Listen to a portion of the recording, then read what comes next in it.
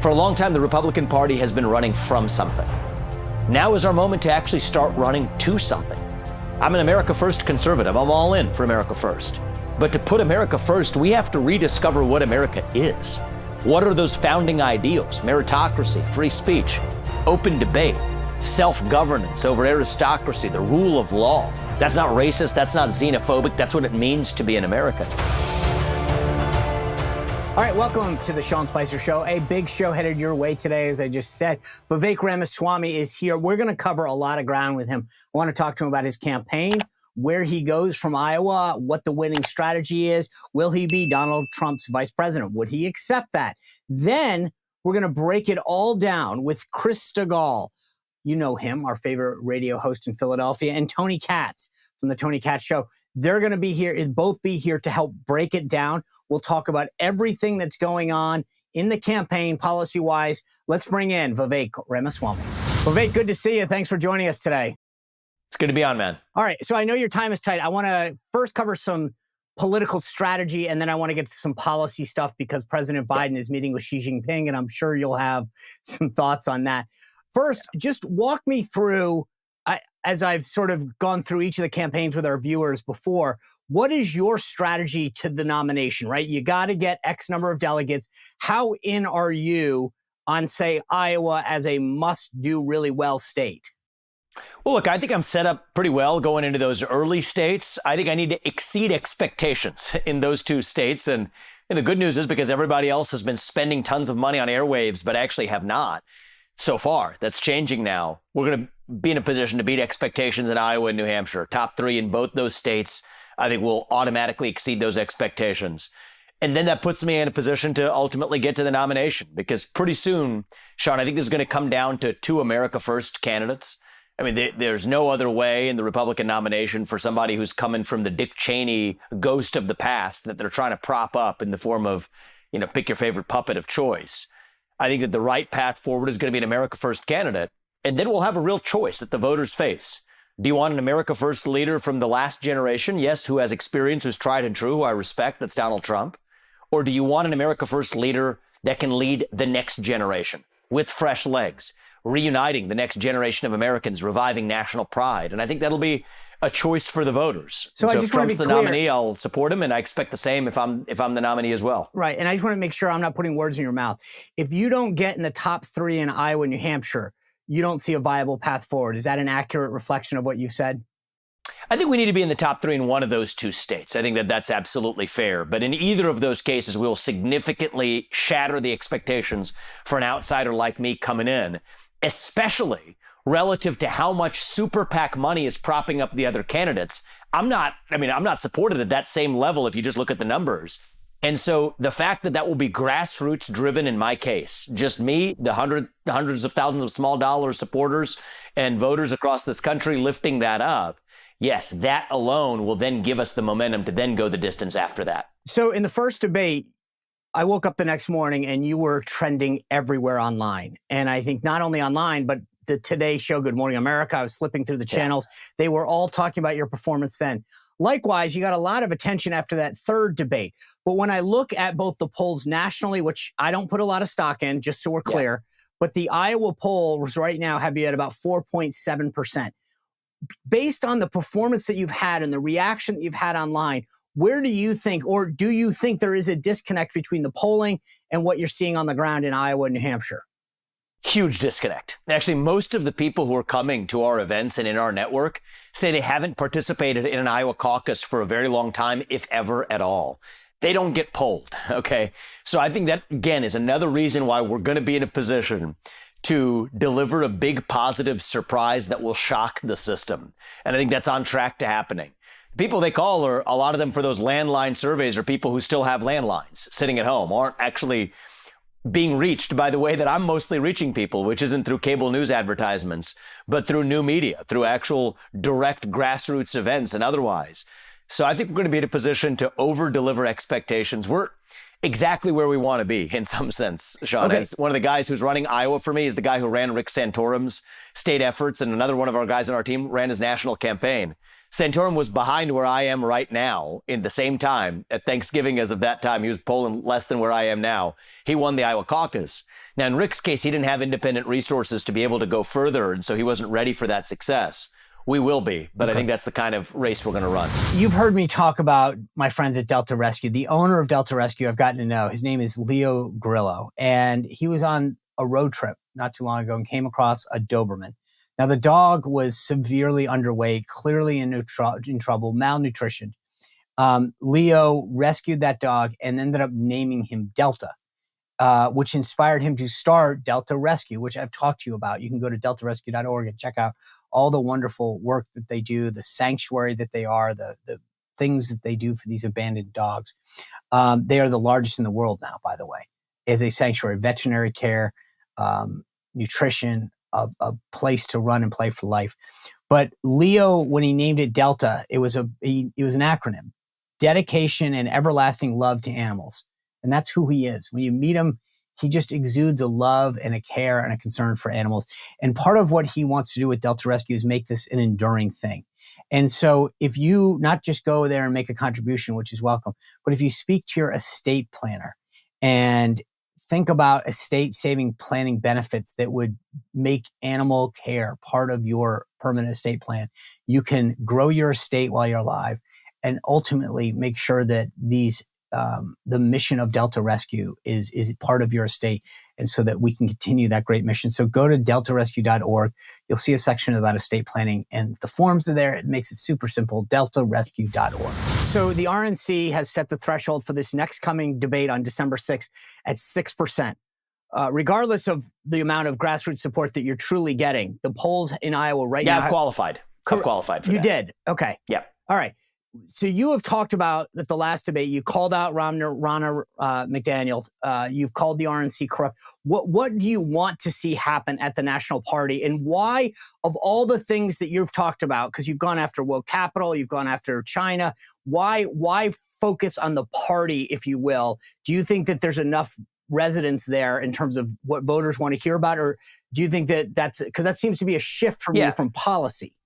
Well, I think you said it, Sean, as of all the people I've gone after, I go after everybody 360 degrees. I mean, on the same debate stage, I called for Biden to step aside as the nominee because I think it's dishonest. He's not going to be the nominee.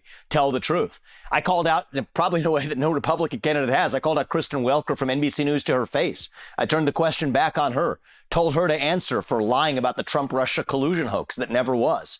So I'm unsparing across the board, woke corporations on down. China and otherwise, I'm 360 degrees honest. But what I'm not going to do is somehow spare the failures in the managerial class of the Republican Party, because that's not speaking the truth. And so included in that list for me is accountability within the Republican Party. I'm against affirmative action. I'm the hardest line conservative who has said I would end affirmative action because I believe in meritocracy. The best person should get the job. How can I possibly preach that to the rest of this country when it is glaringly obvious that we don't put the best person in the job to run our own party? Ronna McDaniel taken over in 2017. We lose in 2018, 2020, disaster in 2022 and 2023. And yet that's still the same person who's in charge, whose salary has tripled in the meantime over that period.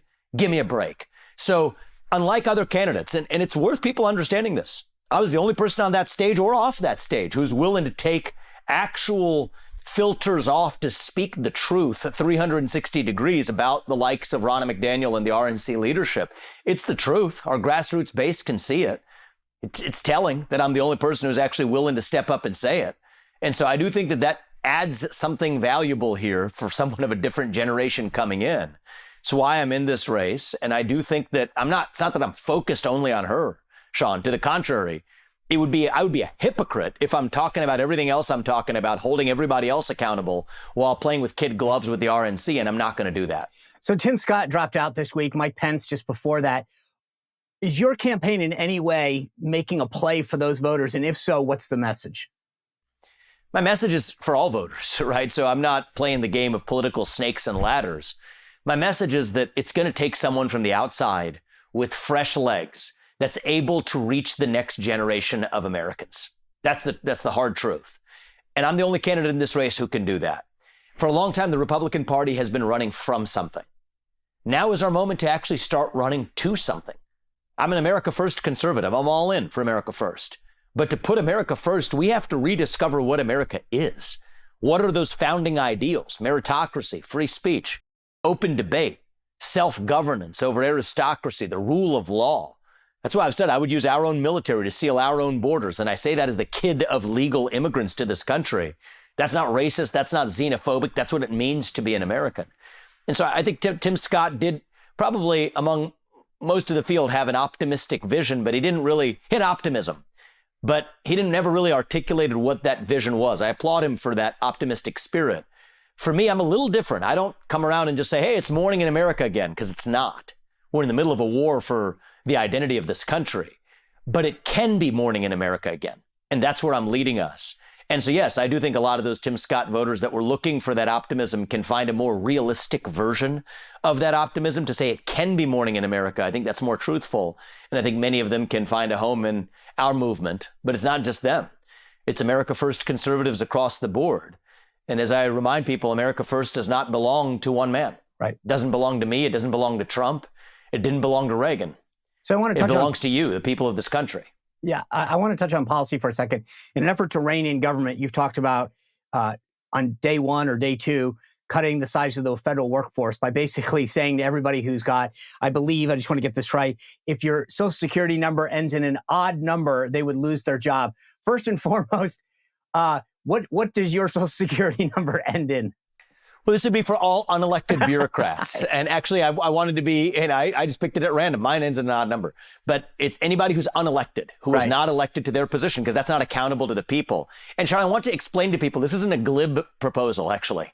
This comes from a deep understanding of the laws.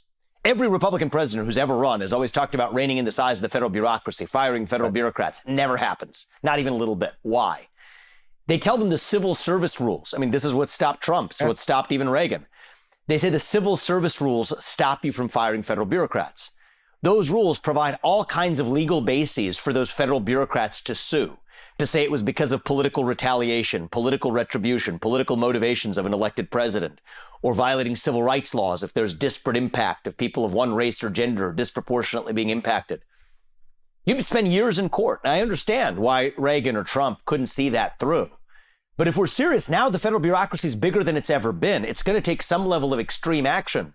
So by using randomness, the law of large numbers in our favor, we actually avoid the civil service rules altogether.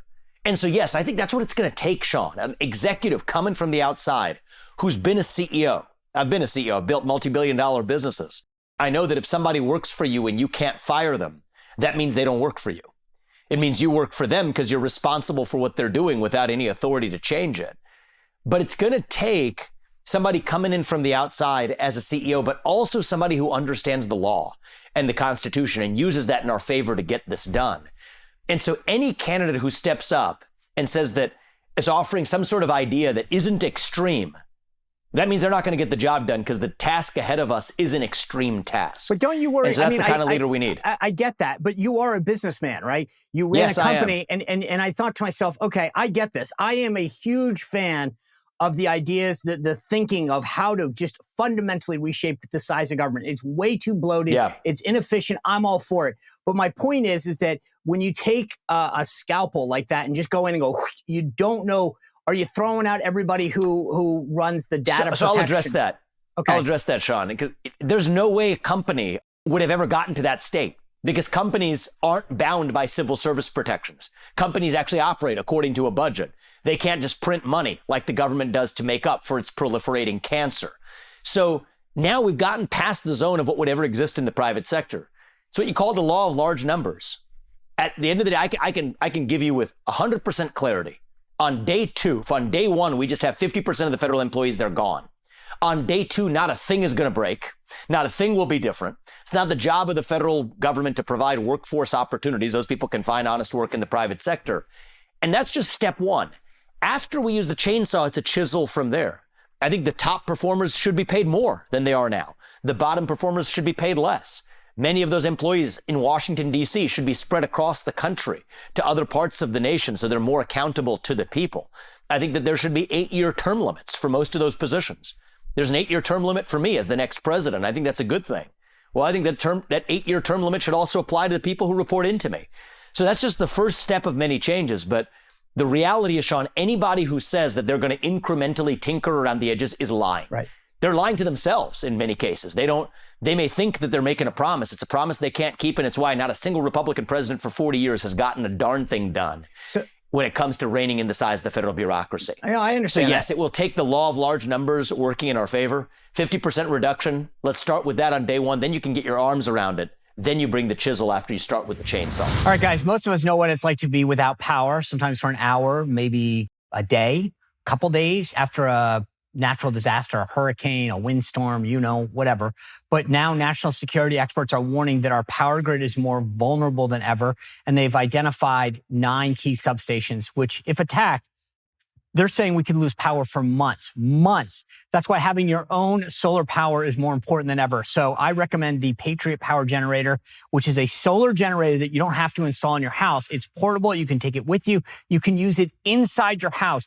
And it's powerful enough that if power goes out, we're talking your phones, your tablets, your computers, medical devices, even your refrigerator gets power. So if you go to 4patriots.com and use code SPICER, you get 10% off your first purchase. It's 4patriots.com, includes that Patriot Power Generator. You'll get that guarantee for a year, free shipping if it's over $97, and a portion of every sale is donated to charities that support veterans, right? That's great. So go to 4patriots.com, use code SPICER, 4patriots.com. You do not want to be without power in case something happens.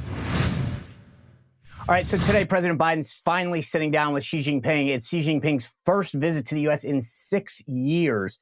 If you were sitting in that chair, walk me through what the priorities that you would have on that list would be. Because right now, I don't think China takes us seriously. We keep thinking that somehow they care what we think, that they want to be a responsible stakeholder, blah, blah, blah. They're walking all over us economically and militarily. What is going to change if you were president? They think we're a joke is the answer. So what's going to change if I'm president is they're going to have to play by the same set of the rules or else there are going to actually be consequences. Hold them accountable for unleashing hell on the world with the COVID-19 pandemic. If you don't do that, you can expect far worse in the future. Tell China that we're not going to allow you to buy land in this country, to donate to universities in this country. We're not going to allow U.S. businesses to expand into the Chinese market unless and until China is playing by the same set of the rules. We'll kick you out of the WTO. Using every financial lever we have available, we're prepared to go the direction of onshoring to the United States and fill in the gaps with South Korea, Japan, India, Australia, Chile, other countries. That shows we're serious. And I don't think we've had that level of seriousness yet. And if we're really that serious about it, then Xi Jinping knows that that's going to be worse for him than it is for us. And they will be playing by the same set of rules. But either way, we have to be willing to actually act. Right. That takes a president with the spine. Right now, that was a Chinese spy balloon flying over half the United States. If that were a Russian spy balloon, you want to know what we would have done? We'd have shot it down and ratcheted up sanctions. That's the truth. We have a Chinese spy base in Cuba spying on the eastern corridor of this country, probably where you and I are right now. Well, that's wrong. But we're not doing a thing about it because we're scared. Why are we scared? Because we depend on them. For the pharmaceuticals in our medicine cabinet, 95% of them, to the semiconductors, at least in Taiwan, that China wants to invade, for our modern way of life, to even our own military. Our F-35 jets, our industrial base depends on, you guessed it, parts coming from China. So we have to be prepared to say that we're not economically dependent on our adversary. They have to play by the same set of rules if they want to benefit in the way they have from trade relationships they've had with the United States or even U.S. expansionary relationships. That ends unless they're playing by the same set of rules. On my watch, we'd be running circles around them rather than the other way around. A last question for you, because I know your time is tight. You've spoken very fondly about President Trump, his tenure in office, the policies he's put forward. He's reciprocated by saying kind things about you and the campaign that you've run. If you came up short in your quest for the presidency and he asked you to serve as his vice president, would you accept? I want to say that I'm not a plan B person. I didn't get to where I am in life. I've taken on bureaucracies. I've succeeded. I've built multi-billion-dollar businesses. I'm 38 and I'm now self-financing to run for president. I didn't get there by being a plan B person. But I have acknowledged at every step of the way that Donald Trump was an excellent president. And he was an excellent president. And the reason he's doing so well in the polls is he kept us out of wars and he grew the economy. Those are things that I aim to do on an even greater scale going forward. But I expect his support if I'm the nominee, and he will have more than my full support if he's the nominee. So is that a yes? And the answer is, would you accept the VP nominee? I'm not a plan B person, Sean. It's just that my brain doesn't function that way, and I don't intend to start being. I wouldn't be me if I'm a plan B person. We set out to accomplish a goal. Our family and our heart is 100% in this. I expect I'll be the next president of the United States. We're ready to serve this country, and we will. The next phase of our life isn't about me. I've done the capitalist thing. It's about creating that country and passing it on to our kids. And the best way I can do that is as the next president. But we're dedicated to this country, and we will serve this country to the maximum. Okay. Vivek Ramaswamy, thanks for being with us. Stay safe on the campaign trail, and I'll see you December 6th at that debate in Alabama. I appreciate it, man. Thank you. I don't know about you, but I've started to get a little freaked out about all of these things that are going online with your privacy. And there's something that I didn't fully appreciate, but these internet service providers, they follow and track you and legally can sell your information to advertisers. I didn't realize that. I mean, I guess I should have asked, but I have an ExpressVPN on my laptop here, and you can put ExpressVPN on anything, laptop, phone, whatever, right? And it protects you. It's like pulling down the shade so that no one's looking in. It's like, well, there's a bunch of different analogies we could give you, but you don't want people looking in at you, and you don't want people following you online to know about where you are, what you're doing, your browsing history, gathering data and selling it off. That's what they're doing. So protect yourself. ExpressVPN gives you that sense of security that you need, but it also does something cooler. And I talked about this as we were leading up to Halloween, which is it gives you access to a lot of cool stuff. For example, Netflix has a catalog in every country, which I didn't realize until I got ExpressVPN. What does that mean? It means that if you're watching Netflix in the US, you can see certain movies. If you're watching in Canada, Australia, whatever, you can watch other movies. And that's true with all of these streaming platforms, Disney Plus, et cetera, right? So when you have ExpressVPN, you can trick it and tell your computer that you're in another country. It gives you security, it gives you options. And so it ultimately saves you a ton of money because you take that Netflix account and magnify it so that you don't have to have maybe a ton of streaming services. You could have one and then just fake the computer into other countries and access the catalog of movies from those countries that may not be available here in the US. If you want to have both security and access all this stuff, go to expressvpn.com/Spicer. You'll get 3 months free. So that's a sweet deal. Try it now, get that sense of security, protect your privacy, and also save a ton of money by being able to access and maximize your streaming service. ExpressVPN.com/Spicer for 3 months. All right, well, let's break down everything that we talked about with Tony Katz and Chris Stigall. I'll start with you, Chris, and then I'll go to you, Tony. The interesting answer that I started with that question about the path forward in Iowa and New Hampshire. I thought it was interesting that he admits that if he doesn't get in the top 3, that's doomsday. I sort of was pleasantly surprised that he leaned all the way in, Chris, that he admitted. But if you think about it, that means obviously Trump will win Iowa, and then it means you have to beat either DeSantis or Haley. Yeah, and I know that Iowa's been a bit of a wild card in the past. If my memory serves, people like Ben Carson, Ted Cruz, and Rick Santorum have all done well in Iowa. So I don't think he's crazy for suggesting he could do well in Iowa, right? You know that. No, he's not crazy, but I think the thing that I thought was interesting, and Tony, I'll turn to you, is that like it's show me like all the polls when have shown Nikki Haley on the ascent. And I'm not saying that you can't. I mean, Chris is right that you think about Santorum, you think about Huckabee, Ted Cruz. They all kind of made a strong ground game there. But this time, DeSantis and Trump have a very strong ground game. The DeSantis campaign claims they got 30,000 people committed to go to the caucus. Trump campaign over 50,000. You don't hear them talking. If you're not going to talk about polls, talk about people committed to go to the caucus or something. But that was sort of the missing piece that I didn't hear. And I think for Vivek, he's hoping that somehow he can get the same level of lift that Trump was able to get going back to 2016 without actually having a ground game. It was just the idea was so absolutely insane and everything was nuts. He didn't need it. And that is super rare stuff. You've done this long enough. You need that aggressive ground game. I have not heard anybody talk about it regarding Vivek, and he absolutely needs a third place finish to move on to New Hampshire. If he doesn't get it, it's not coming. And while I don't believe every poll in Iowa, I still have issues with Trump ahead by 30 points. I don't think that's really the case. I don't see where Vivek is actually doing better with the Iowa voter than Nikki Haley or Ron DeSantis. I haven't seen proof of that at all. Right.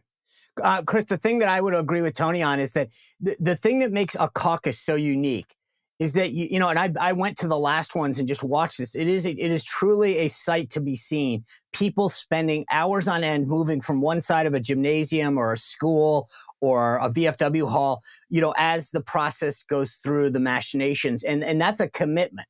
That's not a showing up to the poll, casting your vote, and heading home for dinner. I think that Tony's right, that there is a lot of potential for Haley or DeSantis to make this a lot closer. Yeah, I don't think Haley's a real thing. I refuse to believe that Haley's a real thing. I think DeSantis can make it a lot closer. And I will say that, you know, the typical... Why don't you think Haley's a real thing? I want to... Forget it. That's the media's trying to make her a thing because she's a woman. And look, I think a woman would be welcome, particularly in the middle of the abortion mess that we're having in the Republican Party. But I don't think she's got the juice. I don't think she's even going to do that well. Look, I agree with you that the media is definitely kind of, and the establishment is now saying, hey, she's the perfect alternative. But I don't know that that's not a thing. I mean, I think that she might not pull it out. Clearly, this is still Trump's game to win. But I don't. Yeah. I think that she is surging ahead of DeSantis. The thing about Iowa that's interesting to me is your establishment, if you want to say establishment, or your power players in Iowa, your Bob Vander Plaats, great name to say, and Kim Reynolds, the governor, you know, they're all throwing in with DeSantis. And I will be very interested, you know, typically those kind of endorsements move the needle in Iowa. I don't know that it's going to this time. And I don't exactly know what that means. Maybe you do. I've been trying to figure out why kind of power brokers in Iowa don't seem to be, at least according to polls, moving people away from Trump. Yeah, Tony, what do you think? Because I actually have been very intrigued. I don't know. Normally, you're right. Those two people would move some voters. And I think the difference here is that when you're talking about thousands of voters making a difference, even if Bob Vander Plaats is the head of the family leader there and Kim Reynolds, the incumbent governor, do move a few thousand, that could be a big number to, in terms of the totals. Yeah, Chris is wrong about Nikki Haley. His personal disdain for the former ambassador is not a proof of where the voter is in Iowa. And remember, all she needs to do is show up. And if we want to talk about people who are dead in the water, John McCain was dead in the water in Iowa and in New Hampshire. And then he went to South Carolina, which is her home state. She actually has the opportunity to redeem. I'm not saying she should be the candidate. I'm saying she's got a path. Her path right now seems a little bit easier than Ron DeSantis is. But I think Sean's making the right point here. People think of this as everybody's going to show up and pull a lever. No, this is about people committing to an afternoon of just getting smacked around. This is a different kind of person. This is a different kind of test, and being able to pull out and work the ground game to actually pull those people out who will commit to you. That is everything. It's much different than how the rest of the country works. And that is why one of the reasons I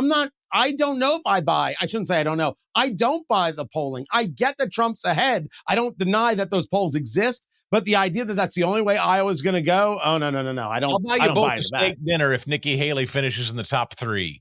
Oh, wait. But just so we're clear, I want the good stuff. We're talking Capitol Grill. No Ponderosa. Lay it out here. Where do you think she finishes? Oh, I think she's definitely in the top 3. I do too. I actually think that, hold on, let's keep this going for a second. I think that I will say top 3 unequivocally. Do you take the bet? Top 3 is probably broad enough to say I think that's right. I don't take that. Oh, hold on. I can't see you walking back from here. Well, top 3, I could take. That's what you're the one who threw it out. Wait. What are you talking about? You started this. You guys are you're saying she's going to unseat DeSantis, and I say there's no way she unseats DeSantis. I think what's getting said here is that we all are saying that Vivek is not going to get in the top 3. Yeah. Now we go back to Sean's interview. That means he's out. Did you feel, Sean, that like he was letting you know that he knows that in Iowa writing's on the wall? I think he was trying to calibrate expectations. You can't say after Tim Scott dropped out, I'm going to finish in the top 4. Asa Hutchinson, I've got your number. I mean, that's like you're showing up 4th in a 4-person. He had to show that he could beat one of the front runners, i.e. Haley or DeSantis. And that was why I think he chose 3 as his number. But you heard when I went back at him and I said, so I just want to make sure I'm not putting words in your mouth. He said, well, one of the 2 states. He gave himself some wiggle room to play on to New Hampshire. Right. I did. That. Yeah, Chris Christie is too, right? Well, Chris Christie's not running in Iowa. So that's a gimme. I don't even know that he's on the ballot. New Hampshire, right? Yeah. Yeah, so he's all in New Hampshire. But I think look, I don't really care. At some point, if you actually don't finish in the top 3, considering this race, I think the race right now comes down to, does someone get within striking distance of Donald Trump? And striking distance to me is 10 points. If they don't, I think this is where I've said all along, Trump's going to start to steamroll this and it's over. So Trump takes Iowa by 10 points minimum or more against anybody, and you say it's Katie bar the door, it's over. I think that it's a hard case to make going into New Hampshire. And that's, again, I'm not saying that nothing can happen, but right now, part of this is the dynamic. I think that the Nikki Haley surging, if Nikki wins over DeSantis in Iowa, gets 2nd place, I think she lives to fight another day. And then if she got 2nd in New Hampshire, to Tony's point, she's going into South Carolina. She'd have a strong case there to make. I think that she at least gets us through. But one of those 2, she has to run the table in 2nd place to show that she is the alternative to Donald Trump. But if Trump wins 15 to 20 points in Iowa, it's Katie bar the door. It's over. Sincere question. This is what I don't understand. Why would Nikki Haley surge past DeSantis? Like, if you're going to vote for a governor, why wouldn't it be DeSantis if you're a Republican voter? Where's the storyline that Nikki Haley? I think the storyline, at least as far as I can tell, is people want to be with winners. At the end of the day, no one wants to go out and spend their day with a loser. They don't want to give money to a loser. They don't want to put up a sign to a loser. And everything that you've seen about DeSantis, right or wrong, I'm just saying, shows him attriting. It's, here's him falling behind. Here's the money problems. Here's the campaign problem. Here's how many Florida legislators flipped to Trump from DeSantis. He's not winning the day in the message category. And I think for a lot of voters, they're going, gosh, do I really want to stand there all day for a guy that I don't think is going to win? Right or wrong, that's how I'd answer your question. And I get your point, Chris. And if we take a look at the actions of Ron DeSantis, the actual deeds, it's incredibly solid. That resume is deep and effective and powerful and dynamic. And then Ron DeSantis opens his mouth. And then you're like, oh, no. And that's where we're at. But somehow when Nikki Haley opens her mouth, people see this concept of fighter. Now, to both of your points, is this a media machination, a media creation, or is this how the suburban soccer mom and others really see her? I tend to think it's a little bit more of the latter, although I'll never deny what media does. But I think that in a world that actually wants people who think like them, or I should say care about people like them, and show all this lovey-dovey kind of stuff, Nikki Haley hits more of that than Ron DeSantis. But when it comes to resume, DeSantis, for me, would be the clear choice. Yeah, I totally agree with that. I mean, look at over the last, 5 years, 6 years, DeSantis has actually, as a conservative, nailed it. He's been strong on the Second Amendment. He's been strong on life. He was strong on COVID. He's been strong on education. He's been strong on woke culture. Nikki Haley doesn't have any of that as governor. The timing wasn't there. I'm not hating. I will say, though, about the abortion issue, as I mentioned, just to be perfectly honest, as a craven political matter, she's very helpful. She's the only one that is nailed. But that gets back to the media creation. They actually like that. Look, and I'm not hitting her. I think that she has a better story to tell right now, better talking points and better messaging. But I'm with Tony. I think that DeSantis's record in Florida is amazing. And I think he's a great governor. That if this was any other race, if Donald Trump wasn't in the race, I don't know that we'd be having this conversation. I don't know, because he still can't actually campaign well. And I don't want the whole DeSantis team coming down on me. Facts are facts. He cannot present it well. He's gotten better in the last 2 debates compared to the first one where he spent a lot of time screaming, but it's just not this natural flow. Right? It's not the natural, like, animal magnetism that Chris Stigall puts out into the world. If you think about it, contorted. They're the opposite. Nikki has a great talking points. She messages very well. DeSantis has the record. It's almost like he should write her talking points and let her say what, say that she was the governor of Florida. Haley's one problem, as you both understand, the fever in the Republican Party right now is one that says, I'm done with conflict. I'm done with foreign wars. And Nikki is a very pro-foreign war kind of lady. And I think that's what a lot of base Republican voters read in her that is a problem for her. While I compliment her on abortion, I think the war stance, the war footing thing, I think there's a lot that are very mistrustful of that. So let me kind of keep going with the interview for a second that we had with Vivek just a minute ago, because I got into him about the RNC. He went after Ronna McDaniel right out of the gate at that debate, right? Kristen Welker and Ronna. And I framed the question to him the way I did because he's been so focused on policy issues. That's kind of been, I think, his strength.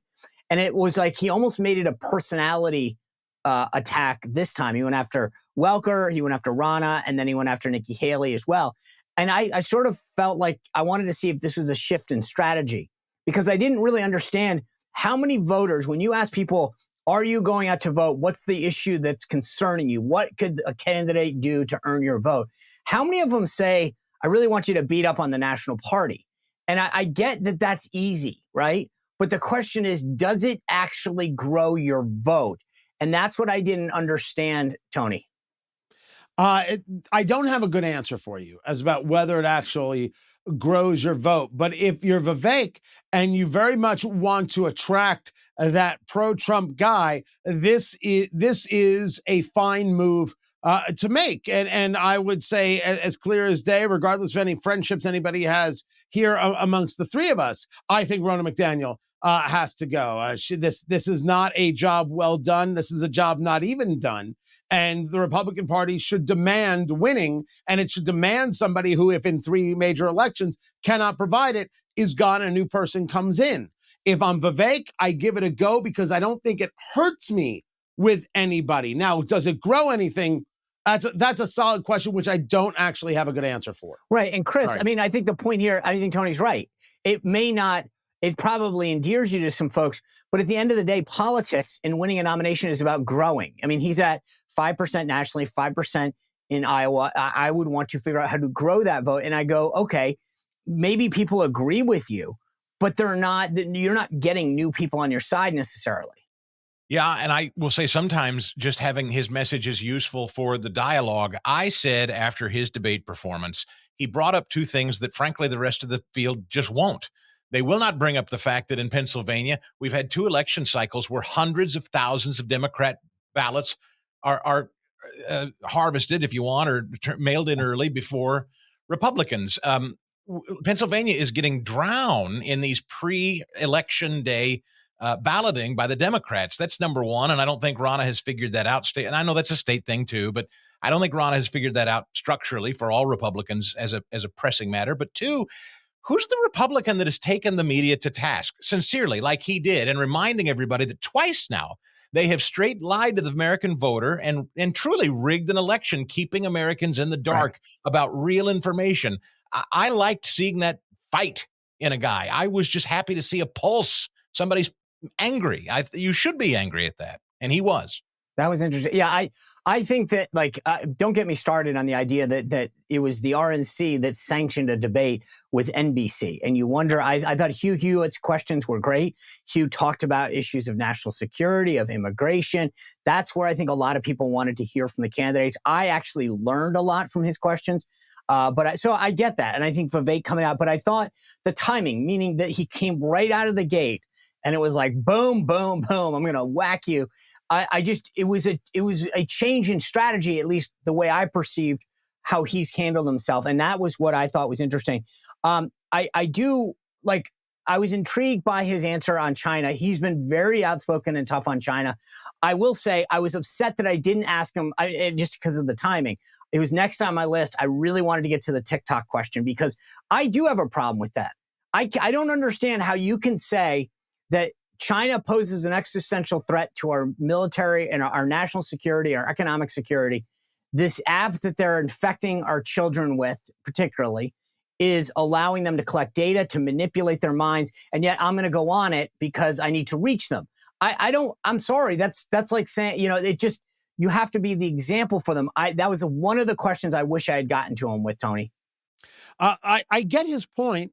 This is where voters are. I want to talk to these voters. Let me talk to them where they're at. The larger conversation regarding TikTok is whether or not we're going to admit very, very publicly that China is the enemy, and are we in a position prepared to do it when we talk about the other things Vivek will bring up, as many of us bring up, manufacturing of drugs. They don't design drugs, they manufacture drugs. A whole series of other things. Are we prepared to deal with these shortfalls and with these shortages, these issues, if we are to say, China is the enemy of free and thinking people? We don't allow the Communist Chinese Party to have access to our children. Just like something I do agree with Vivek on, and I've been saying for a while as well, you don't let the Communist Chinese Party own land in the United States. And good for Green Charter Michigan, good for the people, I think it's Grand Forks, North Dakota, who said no to Chinese buys. These are very smart and valuable things, but it involves a national conversation of, these people are the enemy. And if they're the enemy, this Communist Chinese Party, we have to do X, Y, and Z. And I'm sorry, a lot of people who are making a living right now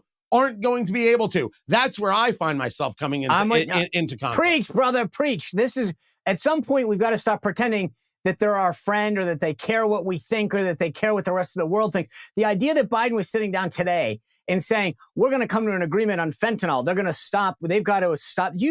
You think they don't know what they're sending us? It's like, thanks, Joe Biden. I'm glad you told us. I have to remind folks, I'm sure I don't, you guys, we had an 8-day spy balloon incident. That's not a small, I've never gotten over the fact that for 8 days, a Chinese surveillance vessel hovered over the country unencumbered. But no, that's can I just say this? The best part of that story is that when we finally shut it down, they got mad at us. They were like, how dare you shoot down our spy balloon? That's our property. And then they wouldn't meet with our people. Do you realize that the chairman of the Joint Chiefs of Staff, the new chairman that came in, still hasn't been able to get them to return their call? This is how bad things have gotten under the Biden administration. Before I go, because time is tight right now, I want to get you guys a 30-second take on the last thing I brought up with Vivek. I asked him twice whether he would be willing to accept a VP spot on the Trump ticket if asked. He demurred, saying he's not a plan B guy. I respect the answer. Chris Stigall, do you think that was the true answer? Oh, he'd take it in a hot second if he was offered. I'm sure he'd love it. Maybe he's auditioning for it. But if he doesn't want it, he'll take it if offered. I don't know if Trump would. I don't know. I think Trump's committed to having a woman on the ticket. But Tony Katz, do you think that he would take it if offered? Absolutely. And just for clarity, I've already accepted the VP offer from whoever should give it to me. I'm ready to go. I'm with you. I actually went up to New Hampshire for an event, the First Nation Summit, and I made it very clear. No one has declared for vice president yet. I'm throwing my hat in the ring, and I'm accepting the nomination right now. But the thing is, here's the one thing that I will tell you about Vivek as vice president. I could see him in a cabinet and as a commerce secretary or a treasury secretary potentially. But Trump does not want somebody who's going to outshine him. And Vivek's very good on television. He's very energetic. I think that there's a reason he chose a guy like Mike Pence. Mike Pence understood the role, which is to be the loyal number two that allows the spotlight to go to number one. And Vivek by nature is an energetic kind of guy that I don't know could play the number two role. I think he'd be a potential cabinet pick. I don't see him as the VP. If you believe he'll pick a woman, you would say Carrie Lake would be the kind of person that might outshine Trump because of her personality. Yeah, but I don't think Carrie Lake will. That's why Carrie Lake's running for the Senate. I still believe, despite some personal issues, I think that Kristi Noem is probably high on that list, and I think Sarah Sanders is very high on that list. Two people who understand what it's like to be around President Trump, to play that role, who have executive experience, who would be taken seriously by the national media. Carrie Lake, for all of her, she was a TV anchor, right? I think that you can love Carrie Lake all you want. She's running for the United States Senate. A term in, we'd be having a discussion. But to say that you've never held political office before, a vice president serves a role to a president, and I don't know what that is. I mean, you've got to be able to say they're ready day one to step into the role. I just don't know that that's there with Carrie. I think that's why she's running for the Senate. She'll have the experience when it goes down. Gentlemen, unfortunately, though, I am out of time. I appreciate you being with us. I love this episode. This is one of my favorites so far between Vivek, and then I feel like this was the political version of Sunday, like, get ready for the football games. We did all the analysis. We did the X and O's. So thank you all for being with us. We'll be back here tomorrow on Wednesday to break down everything that's going on, especially with the government shutdown. Remember to subscribe. Give us a 5-star on Apple. Go to YouTube. Hit that notification button. Rumble. All the rest. We'll see you back here tomorrow on The Sean Spicer Show. Well, if you enjoyed this content, make sure to like this video, subscribe, and click the notification bell to get more.